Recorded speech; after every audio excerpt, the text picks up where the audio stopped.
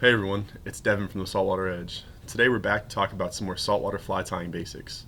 Today we're going to talk about different fly tying tools, the different form factors that you might find them in, and the functions that they serve in your fly tying. So undoubtedly the most important fly tying tool that you use is your vise. This is what allows you to firmly secure a hook so that you can tie on all the feathers, all the thread, and all the synthetics to make the fly. So different vices have different ways of fastening. This one has a thread lock right here which controls the tension of the vise jaws.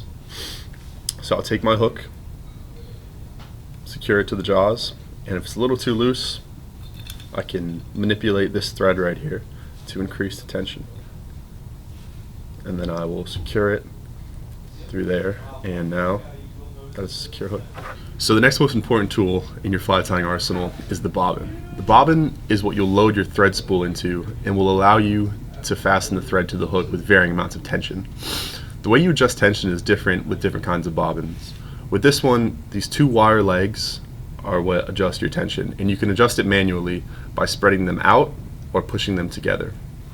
These are great options for the entry-level fly tyer as they're relatively cheap and pretty easy to use.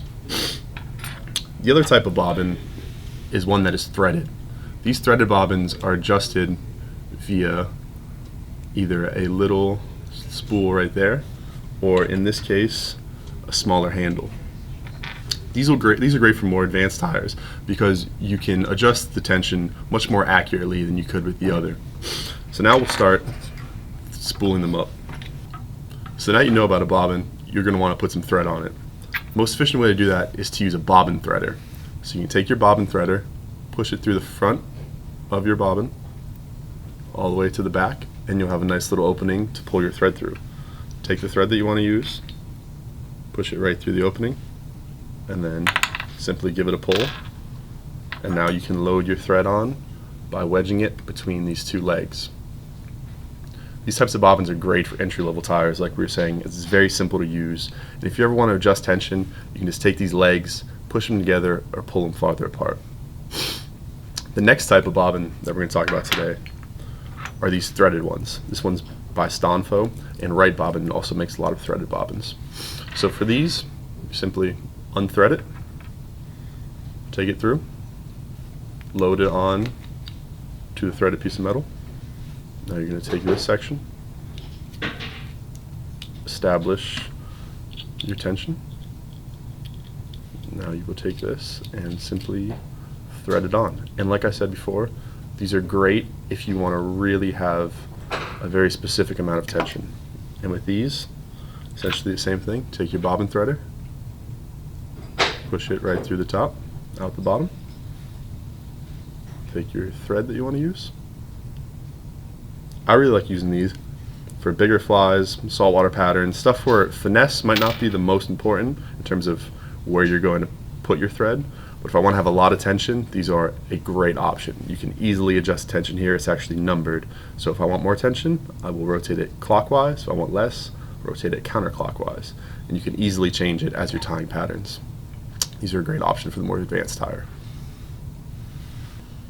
So now that we have our thread loaded up, let's attach it to our hook. You're going to do this by getting your thread bent around the hook and then wrapping backwards. And now we have this tag end, so you might think, what do we do with that? Well, luckily we have scissors for that. Scissors come in a lot of different form factors.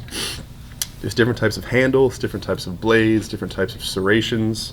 A good general purpose scissor will look like this. Has a small arrow point for your finer work, has a bit of micro serrations for those slippery synthetics, and has a decent pair of handles. So we'll take our scissors, pull our tag end, and clip it up. Like I said, these are a good pair of all-purpose scissors, but if you're working a lot with slippery synthetics and stuff, you might want to think about getting a pair of synthetic scissors. The main difference is that these have pretty serious serrations that help grip slippery materials, but they're not the best for really fine work. Another option is adjustable tension scissors like these. These are a bit pricier, but they can be worth it if you're doing a lot of fine work. You can see, just like almost with the bobbin, you adjust it clockwise for more tension, counterclockwise for less tension. You can fine tune it for the type of tying that you're doing. So another factor when choosing a scissor is the length of the scissor blades. Smaller scissors are better for your fine work, while longer scissors can really assist in trimming big patterns, big deer hair patterns, long synthetic clousers, and things like that. So it's another thing to consider when looking for scissors. So once you've done your tying and you finish your fly, you're going to want to look for a way to tie it off. A great tool for that is the whip finisher. And all it does is it creates a series of half hitches that we call a whip finish in the fly tying world. The way you use this is you can see how it freely spins.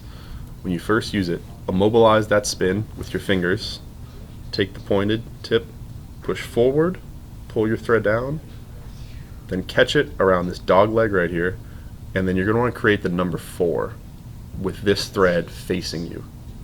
And then you can pull that tight, and keeping that number 4, wrap around the shank of the hook. A good rule of thumb is 4 to 6 times. And then once you're done, you lower that dog leg and then pull it tight. And now your fly is ready for adhesive. Bodkins are another really effective fly tying tool. I really like using them for precision adhesive application. So if I finish a fly like I did here, I could dip this in a little bit of CA glue and just apply just a little bit so that I don't ruin the pattern behind it. It's also great for spreading epoxies like UV epoxy or 10-minute epoxy. It's really good for picking out different hairs and stuff that may have got trapped while you're tying.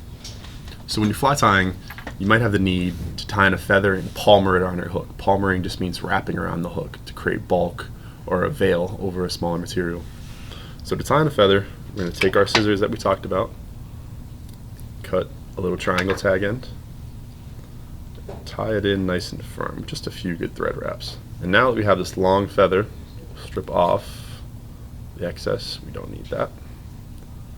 Now you can use your fingers for this, but it can get a little tricky. So a great tool for this is the Hackle pliers. These are just a very simple tool, very cheap, but they can save you a lot of time. So I'm going to open these, attach it to the stem of the feather, and now I can take my fingers and I have my hand free to sweep these feathers back as I palmer it. And the nice thing about it is you can let it hang like that and it'll keep tension on the feather, preventing it from unwrapping. And it's a great tool for anyone who's working with any sort of feather. Thanks for watching, guys. I hope you learned something about some fly tying basics. If you have any questions about getting into saltwater fly tying tools, or really anything fly tying, give us a call at the Saltwater Edge, leave a comment below, and if you want to learn more about fly tying, follow Devin Fishing on Instagram.